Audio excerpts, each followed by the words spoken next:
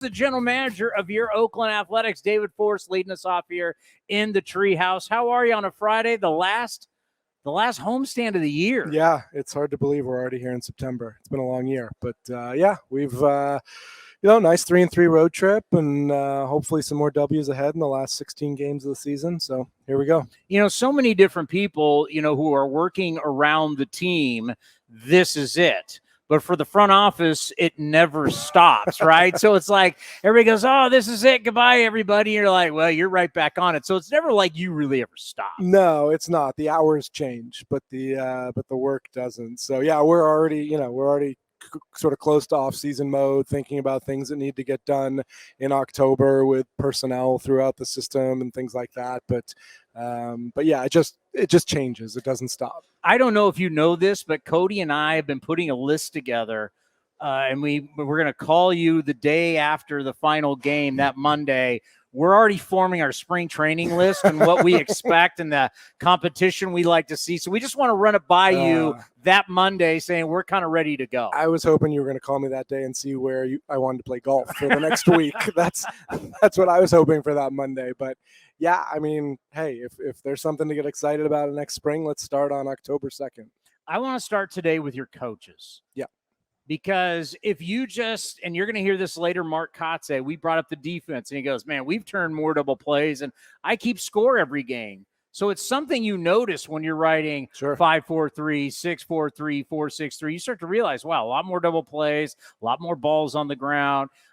Pitching staff, just looking at purely ERA, your starting pitchers, your overall staff, everything has gotten better.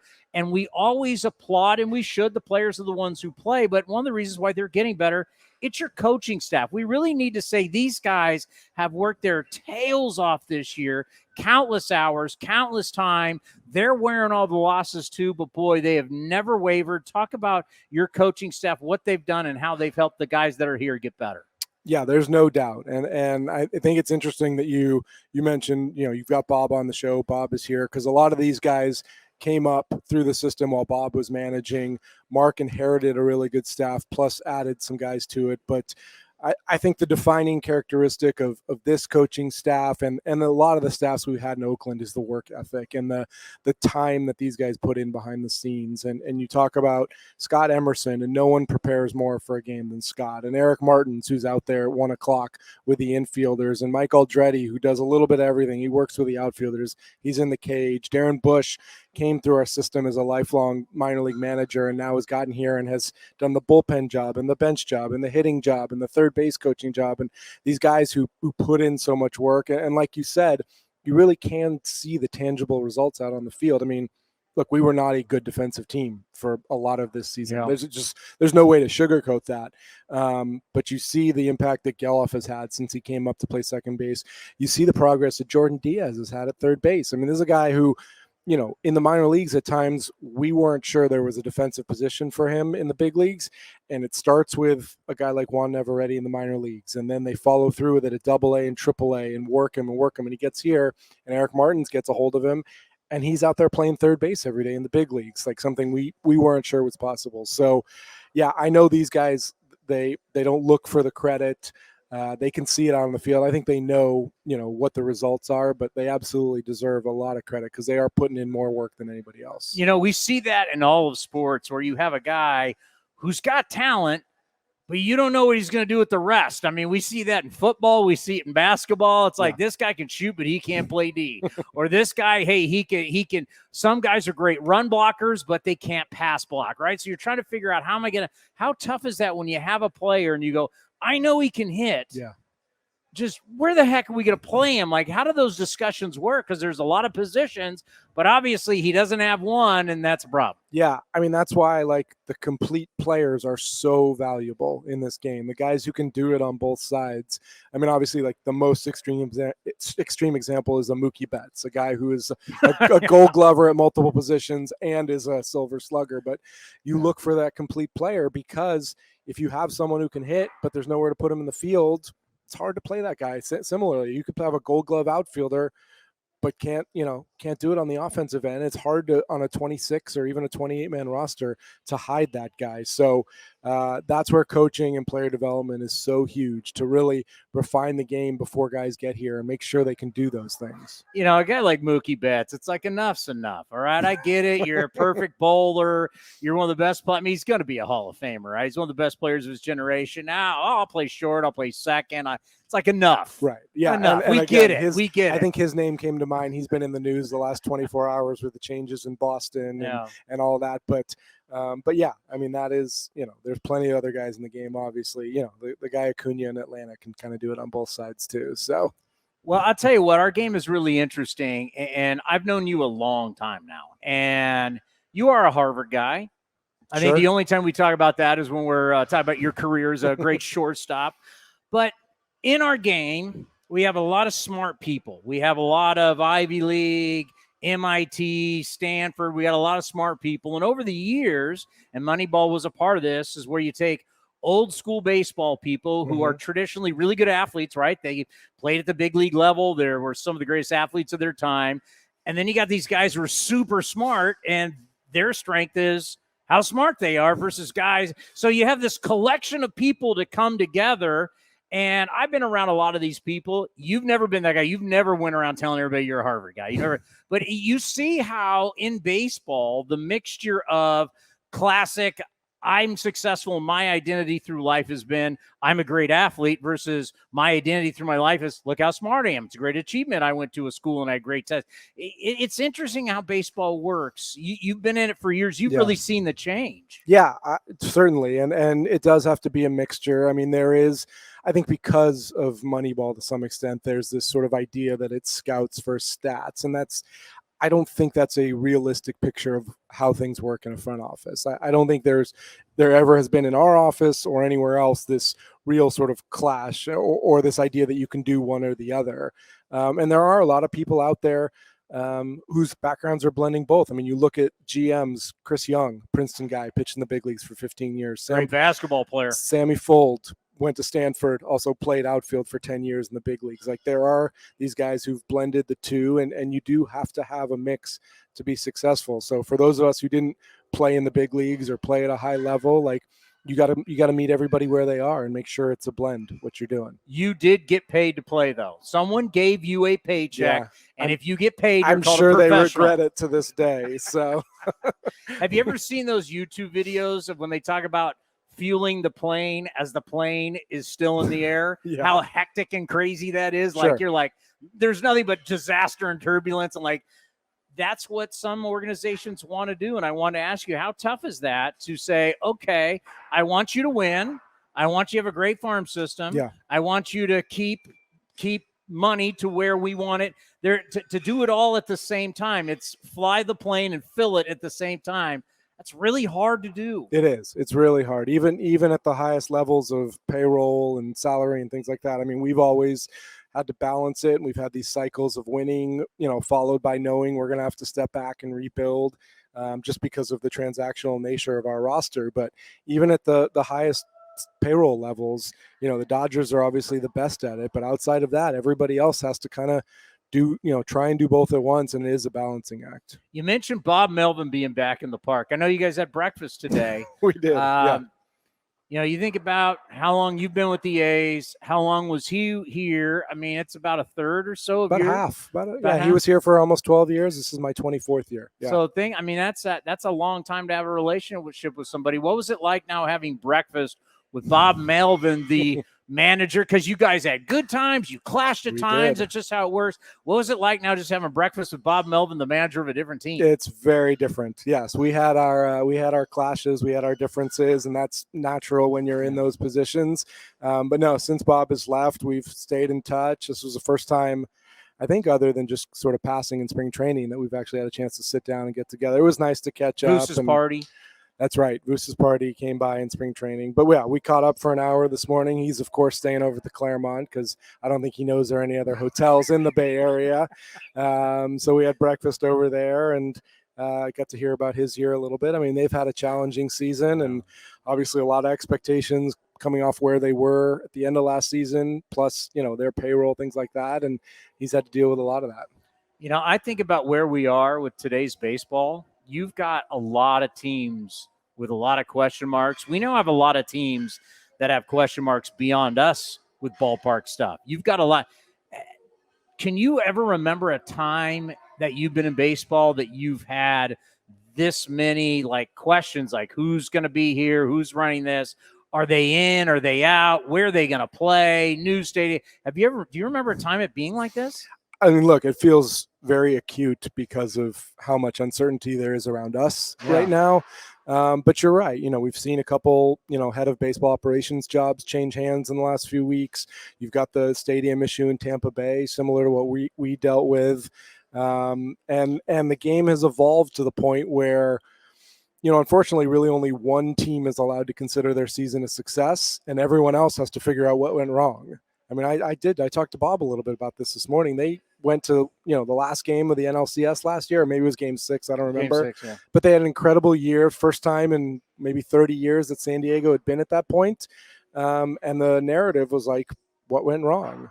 They had a great year. So it is tough. And there's a lot of uncertainty. And when things don't go exactly perfectly right, and we know how much luck is involved in the postseason, when you don't get lucky, the question is, okay, what'd you do wrong? When you watch certain guys play, beyond the stats, you go, does this guy got skill?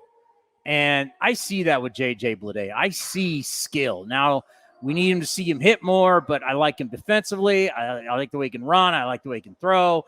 Obviously, he has power. He's talked to us about changes that he has made, and that's something that you've made changes with Langoliers. You're making changes with Ruiz right now. But to see JJ Bleday take some hacks today, good. And what are your expectations kind of the rest of the year and then into the offseason? I hope JJ gets back for a couple games here at the end of the season. I mean, we saw that play in Washington, thought he was done for the year. MRI came up okay, and he's slowly rehabbed. So it'd be nice to get him back out on the field. But what you're talking about is sort of the game of adjustments that everybody's going through. I mean, JJ made a real serious adjustment with where his hands were and how he attacked the baseball and got some immediate results, which was nice. But it'd be great to get him back out there, know that he's healthy going in the offseason. And again, we saw some real ability early when he got here, made an adjustment, started to hit the ball hard again. And it's exciting to think about what he could do with a full season. Is it possible to have a regular plan for Mason Miller? I don't think it is, unfortunately. No, I don't know what is ultimately going to be best for him down the road. Paramount is keeping him healthy. We had talked a lot over the last 2 years about starting versus relieving, like what is best for him. And there's a lot of different opinions inside and outside the organization. Do you give him the 4 days off between starts, or do you lower his workload? Like, which is better for him? Right now, if there's enough wood around here for me to knock there's on. There's plenty of wood. That's right. We're in the tree. We're in the tree house. It's all wood. Plenty of wood to knock on. Let's knock on all of it and say that he is he's feeling good. This role he's in now, opening 2 to 3 innings, about 50 pitches at a time, has served him really well. It's gotten him back on a major league mound, which was our goal for the season. Give Brian Shulman, Jeff Collins, the medical staff a lot of credit for getting him back out there. Is this a role you can have over a 162 game season? I'm not sure. But if there's someone worth doing it for, it's Mason Miller. It's ultimately your call, right? And you're dealing with, I'm sure, doctors and everybody on the medical side, non-baseball. Then you got the baseball side. How do you go about it? I mean, is it just in the end a gut call? What do you do? Yeah, I mean, we've talked about the science, but again, what you want to sort of prioritize is keeping him out there in any role. So, you got to have a talent like that on the field if you can. It doesn't matter if he's starting, relieving, opening, whatever it is. We'll keep sort of tinkering and toying with this until we find something that fits. A little bit later here, you're going to see on the Mark Kotze show every once in a while, because, in your guys' position, you're always asked about somebody else. No one's ever asking about you. Good. It's sad. No, that's great. It's sad. How is David Forst? I asked Mark Kotze, I'm like, how are you doing? Good. I'm glad you asked Mark. Right? You should ask Mark. Because everybody's asking every day. He's got to talk about everybody else, but you know what? He's a human being. Yeah. He's got a lot. Like, how are you doing? I'm good. We just won 34 games in the time it took to lose 50 Early in the season, we only won 12 in the time it took to lose 50. That's a huge improvement. So the trend line's going up. I feel good about how we played. We won 5 out of 7 last week for the first time since we won 7 straight, and there's a lot of positive trends on this club. So I'm doing well, thanks. And we've been highlighting your minor league managers because they mean a lot. You know, Fran, what he's done in Vegas. Yeah, I saw you talk to Cross a few days ago. Bobby Cross, he's fabulous. Yeah, he is going to be a manager in the big leagues. You should see the managers write this game report every night, and Cros's personality just like jumps off the page at you. You can tell when he's fired up. You can tell when he's pissed. You can see Bobby there in the written word. So it's fun to have him. But what's cool is that he's it's not that long ago that he played. And you can tell that he was grilled the old school A's way, but he understands the new wave of the players. So he's kind of got, he reminds me of that like great teacher in high school who everybody loves, but he's tough on you. Yeah. That's what he reminds me of. That's a good call. And he grew up in a house where his dad was a scout. So he's lived baseball his whole life. And you're right. He came up at a time when there was like, these old school veterans sort of schooling him on how it should be done, but he played long enough and now he's been coaching in this sort of new environment and he gets both. And that's critical. That's the kind of thing that'll help him, I think, get to a major league staff. Let's end on this because you're going to be in a rumor mill every offseason, right? You have been, I remember for years. Didn't we just say we weren't going to talk about me, Chris? Ever for years, it was like Billy Bean's guy. You're going to take Billy Bean's guy. I mean, how many years have you been in the rumor mill?